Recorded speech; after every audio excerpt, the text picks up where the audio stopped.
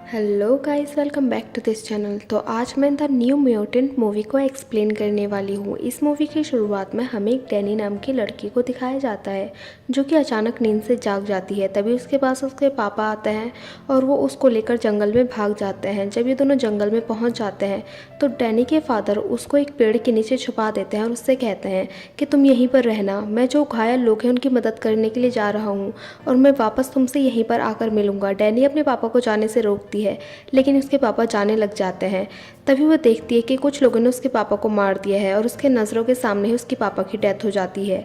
ये देखकर डैनी डर के मारे वहाँ से उठकर भागने लग जाती है और जंगल में ही बेहोश होकर गिर जाती है। नेक्स्ट डे जब डैनी को होश आता है तो वो खुद को एक बेड से बंधा हुआ पाती है। वो बेड को खिसकाकर दरवाजे के पास जाती है तो दरवाज़ा लॉक्ड होता है और वो दरवाजे के पास चिल्लाना स्टार्ट करती है। उसके चिल्लाने को सुनकर एक लेडी वहाँ पर आती है और वो उस दरवाजे को खोलती है और उस लेडी का नाम डॉक्टर रेस होता है। वो उसको कहता है कि तुम्हारे पूरे गांव को टॉर्नेडो ने तबाह कर दिया लेकिन तुम इकलौती ऐसी हो जो बच गई।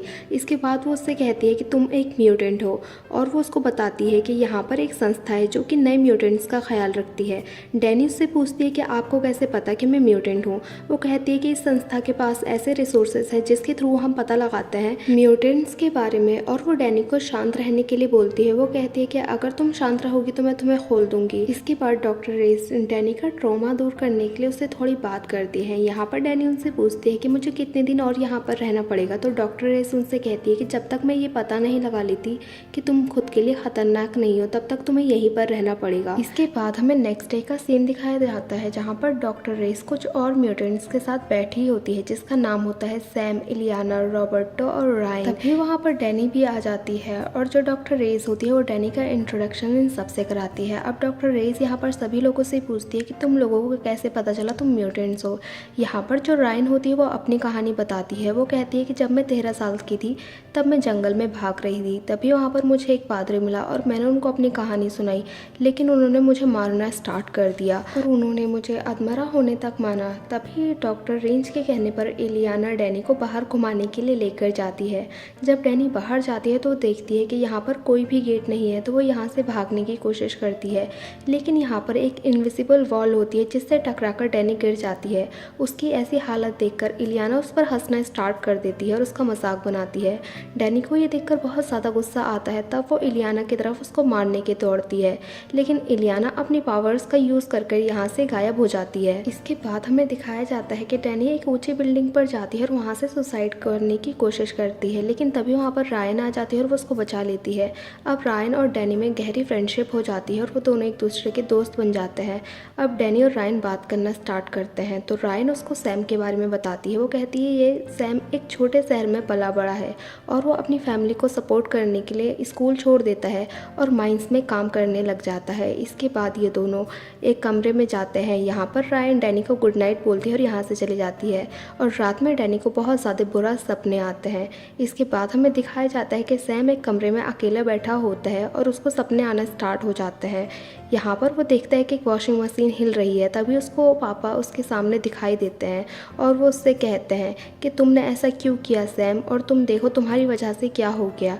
और रियलिटी में उस वॉशिंग मशीन से एक ब्लास्ट होता है जिसकी वजह से सैम घायल हो जाता है। अब नेक्स्ट डे हमें दिखाया जाता है कि सभी लोग अपना ब्रेकफास्ट एंजॉय कर रहे होते हैं। यहाँ पर इलियाना डैनी से लड़ाई करना स्टार्ट कर देती है और इन दोनों की बहस हो जाती है लेकिन तभी डॉक्टर रेंज यहाँ पर आती है और इस लड़ाई को रोक देती है और वो डैनी और इलियाना को अलग अलग रूम्स में लॉक कर देती है। जब रात को डॉक्टर रेंज सो जाती है तभी सभी म्यूटेंट्स मिलकर एक गेम खेलना स्टार्ट करते हैं जो कि ये लोग लाइव डिटेक्टर के हेल्प से खेल रहे होते हैं। इसके बाद यहाँ पर जो इलियाना होती है वो डैनी से पूछती है कि तुम्हारे पास क्या पावर्स है लेकिन डैनी कहती है कि मुझे नहीं पता मेरे पास पावर कौन सी है। यहाँ पर इलियाना उससे पूछती है कि तुमने ये भालू का नेकलेस क्यों पहना हुआ है अपने गले में।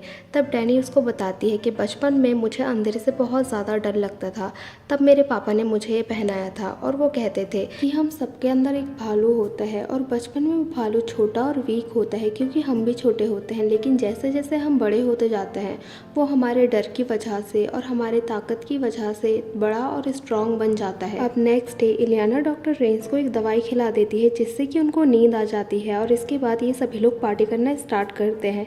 ये सभी लोग इंजॉय कर रहे होते हैं। तभी जो रायन होती है वो डैनी को अपने साथ बाहर ले ले जाती है कुछ दिखाने के लिए। और यहाँ पर जो सैम होता है वो रॉबर्टो के साथ बैठा होता है और वो अपनी लाइफ का इंसिडेंट उसको सुनाना स्टार्ट करता है।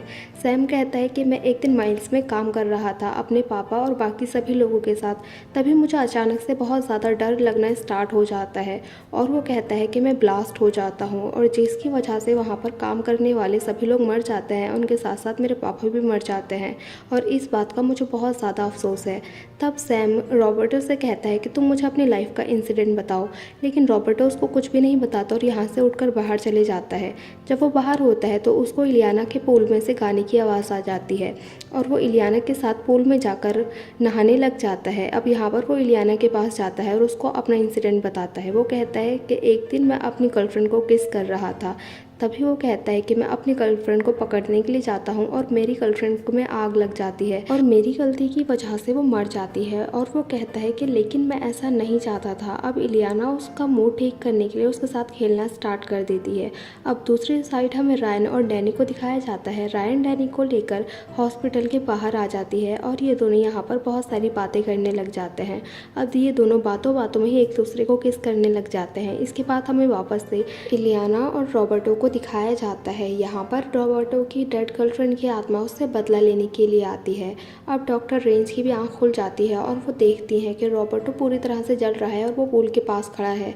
अब रॉबर्टो डॉक्टर रेंज के पास आता है और उनको बताता है कि इलियाना मुझे मारने की कोशिश कर रही है, लेकिन डॉक्टर रेंज उससे कहते हैं कि इलियाना तो कब से अपने रूम में ही है। इसके बाद हमें नेक्स्ट डे का सीन दिखाया जाता है जहाँ पर डॉक्टर रेंज डैनी के ऊपर कुछ एक्सपेरिमेंट करती हैं ताकि वो उसकी पावर को जान सके।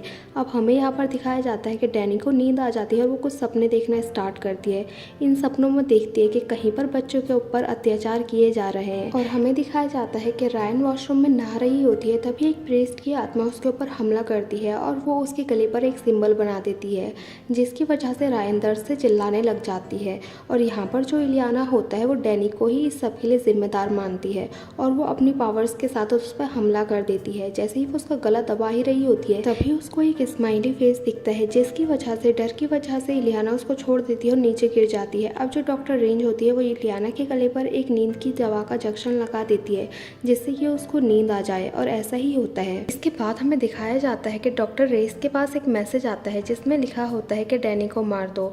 इसके बाद हमें डैनी और रायन को दिखाया जाता है। डैनी रायन से कह रही होती है कि मैंने अपने सपने में देखा कि कुछ लोग कुछ बच्चों के ऊपर टॉर्चर कर रहे थे और वो बच्चे हमारी ही तरह म्यूटेंट्स थे। और वो उससे ये भी कहती है कि मुझे नहीं लगता कि ये कोई हॉस्पिटल है। तभी वहाँ पर डॉक्टर रेस आ जाती है और वो डैनी से कहती है कि तुम्हारे कुछ चेकअप करने हैं और वो उसको अपने साथ ले जाने लगती है। लेकिन जो रायन होती है वो कहती है कि मैं भी डैनी के साथ रुकूंगी, लेकिन डॉक्टर रेस उसको जाने के लिए कह देती है। तभी हमें इलियाना और सैम को दिखाया जाता है जिनको एक गाने की आवाज़ आती है। जब इलियाना अपने रूम में जाती है तो वहाँ पर उसको कुछ मॉन्स्टर्स दिखाई देते हैं और एक स्माइली फेस वाला आदमी भी दिखाई देता है। यही सारे ड्रीम इलियाना को डेली आया करते थे जिसकी वजह से वो डर जाती है। इसके बाद हमें डॉक्टर रेस को दिखाया जाता है जो कि डैनी को मारने के लिए जहरीली दवाइयों का यूज़ करती है। लेकिन जब डैनी को जहरीली दवाइयाँ दी जाती है तो दर्द से चिल्लाने लग जाती है और उसकी आवाज़ रायन को सुनाई देती है। तो वो डॉक्टर रेस के पास जाती है और डैनी को उनसे बचाने के लिए उनके ऊपर हमला कर देती है और वो डैनी को बचा लेती है। अब ये सभी म्यूटेंट्स एक साथ आ जाते हैं और ये सब मिलकर डॉक्टर रेस पर हमला करने लग जाते हैं। लेकिन डॉक्टर रेस बहुत ज़्यादा पावरफुल होती है तो वो इन सभी को पकड़ लेती है और कैद कर देती है। अब डॉक्टर रेस इन सब लोगों से कहती है कि मैं तुम सबको जाने दूंगी लेकिन मुझे डैनी को मारना ही होगा। और वो डैनी की पावर के बारे में इन सबको बताती है। वो कहती है कि डैनी की पावर ये है कि वो हम सबको अपने ड्रीम से लड़वाती है, मतलब जिस चीज़ से हमें सबसे ज़्यादा डर लगता है हमें उस चीज़ से तब तक लड़ना होगा जब तक कि हम मर नहीं जाते। और वो कहती है इसीलिए हम सबकी भलाई के लिए डैनी को मरना ही होगा। इसके बाद एक बड़ा सा भालू डॉक्टर रेस के ऊपर हमला कर देता है और उनको मार देता है। ये सभी लोग डॉक्टर रेस की जादुई शक्तियों से आज़ाद हो जाते हैं, लेकिन वो भालू इनके ऊपर भी हमला करने लग जाता है क्योंकि वो डैनी का ड्रीम था और डैनी इसी भालू से सबसे ज़्यादा डरती थी और वो अभी तक सो रही थी। अब इलियाना और सैम इस भालू से लड़ना स्टार्ट करते हैं और सभी को प्रोटेक्ट करते हैं। तब तक जो रायन होती है वो डैनी को उठाने की कोशिश करती है और उसके बहुत ज़्यादा कोशिश करने के बाद डैनी जाग जाती है और जागने के बाद डैनी अपनी पावर पर कंट्रोल कर लेती है और उस भालू को भी शांत कर देती है। अब वो अपनी पावर को अपने हिसाब से यूज़ कर सकती थी। अब ये लोग हॉस्पिटल के बाहर आते हैं क्योंकि अब डॉक्टर रेंज के मरने के बाद उनकी बनाई गई वॉल और इनकी प्रोटेक्शन वॉल यहाँ से हट जाती है, तो अब ये लोग यहाँ से बाहर जा सकते हैं। ये सभी लोग इस जगह को छोड़कर चले जाते हैं और ये मूवी यहीं पर एंड हो जाती है। सो गाइज, हमें कमेंट करके ज़रूर बताना कि आपको ये मूवी कैसी लगी। अगर अच्छी लगी हो तो लाइक करें, शेयर करें और कमेंट करें और सब्सक्राइब करें इस चैनल को ऐसे ही मज़ेदार वीडियोस को देखने के लिए। और हाँ, बेल आइकन को दबाना ना भूलें। Thank you for watching guys.